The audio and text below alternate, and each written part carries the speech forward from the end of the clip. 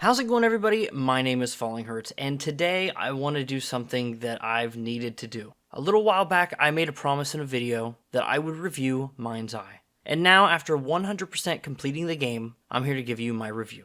And that's just under 11 hours total. But if you need to know anything else about the game, it's by Build a Rocket Boy, which is directed by Leslie Benzies, a producer on the old GTA games. We'll get to that in just a minute. And interestingly, probably the most interesting thing to come out of this entire debacle is it is published by IO Interactive Partners, which is like their, the Hitman and James Bond people, like their newer publishing thing. Hey, first one was a swing and a miss, so hopefully they don't completely strike out. Now, I wanted to frame this video in a way that makes sense. I almost started out the video as a way to kind of put it in defense of MindsEye, but I realized very quickly to myself that that would be like taking up the defense trial for R. Kelly. You know what I mean? Like, he's going. Like, it doesn't matter. It doesn't matter what I say. The public opinion is gone. That being said, however, MindsEye is a fundamentally broken experience that at times did have little slivers of enjoyment, a small little piece of world building that I appreciated, something like that. At the end of the day, I can't say for anyone watching this video in the future, if this game is on sale for a really cheap price, $5, yeah, it's worth it. Pick it up at that cost. You're going to get some playtime out of it if you're just looking money to playtime. However, unfortunately, based off of the predictability of the story, the unfleshed out characters, and straight up plot holes to the game, like there are characters that just bow out of the story, that loose ends are not tied up whatsoever. So when the developers talk about how they plan to make the game about a linear experience that's focusing on Jacob Diaz, that's great.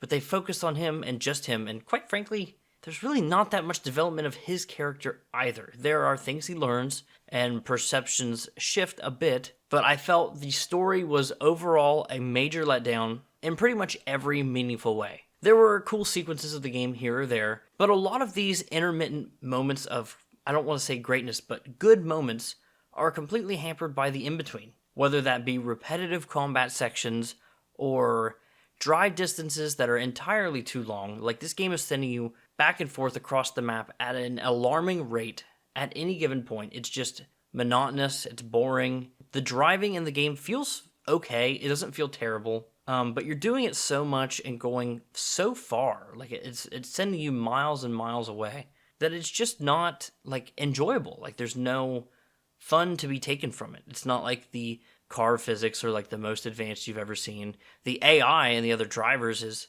laughable at times, but when it works in motion, I'm not going to lie, it is fine. But that brings me to my absolute crux of this video, where this game is not worth your time. And that's because despite comparisons to GTA and things that they may not want for MindsEye as a game, it doesn't change the fact that the game is set in as somewhat of an open world. The story in and of itself is very linear, yes. Each mission objective directly running into the next. There's no set missions. You're not going to ever have a waypoint on your mini-map that says, go here to start your next mission. It's just going to automatically throw you into that next one. And in that way, I can appreciate that in a way, but again, the pacing from driving so far on these objectives, because it's throwing you all across this map, it's unsatisfying in every sense of the term. There are a few moments where a couple missions kind of run together where it's like, okay, you're not traveling as far, there's somewhat interesting gameplay design going on, but interestingly enough, for as dull as the main gameplay loop is, the combat encounters, where it is third-person cover-based shooting that has none of the modern cover mechanics, i.e. switching from one cover to the next, and even blind firing, things like this are just not present within the game to make the core loop any more enjoyable than a basic indie game. But even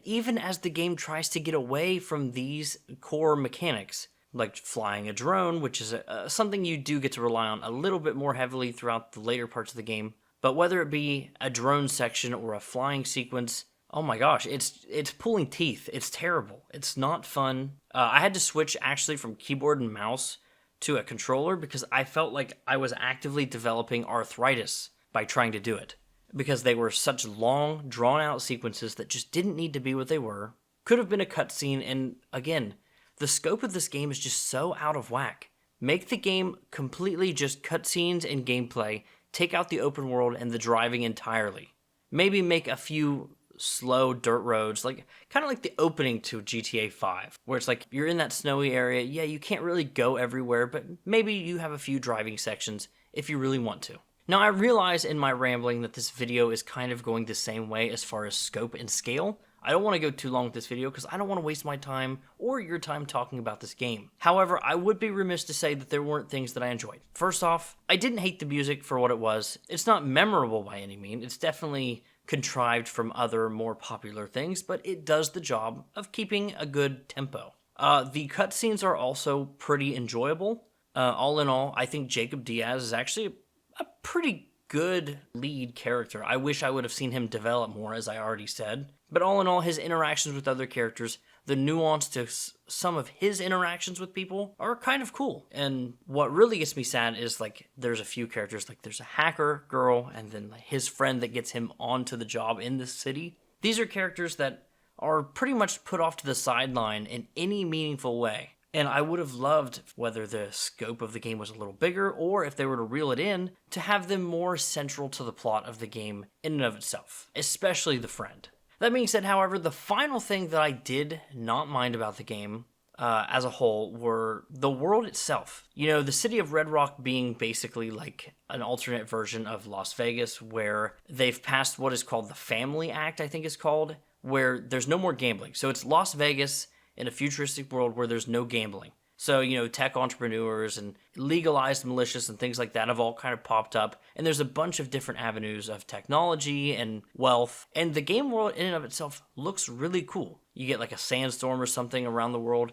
Yeah, the game looks great. Obviously, don't get too close to some character models, things like that, sure. But I don't think the game world in and of itself looks bad for what the scope of the game is. However, I don't feel I should have been able to walk around and see half of the things I was able to see. I think I should have been on set missions. Like in the very opening of the game, when your friend is walking you through and introducing you to the city and things like that, you see a bunch of stuff, super tight-knit, really close up. You're on a set ride, basically, of seeing all these really cool tech things. And yeah, the game looks awesome. I wish it would have stuck with that. Maybe they could have really hammed up the futuristic elements. Because when you're just driving around the game world, half the time it just looks like you're in a normal city, not some futuristic-looking, high-tech powered world. That being said though, while I do think there are things that people will walk away from enjoying about the game, I really think that the entire negative hate of this game is a little forced. I gotta say, it's really not worth your time. Even still, like, looking at it from a positive lens, I try to stay positive about games. I see the positive influences.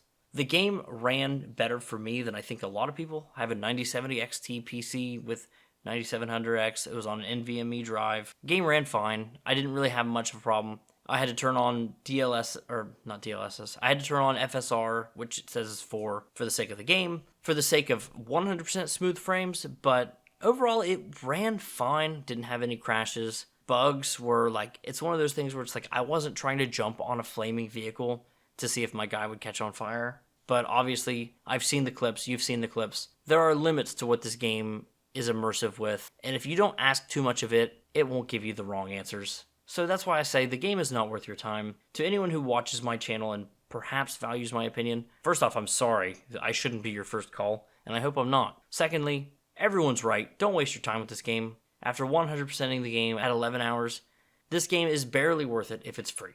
Anyways, thank you so much for watching this video. Consider subscribing. Hopefully the next one will be a little better off, and I've got some really cool things planned very soon. Thank you for watching. Goodbye.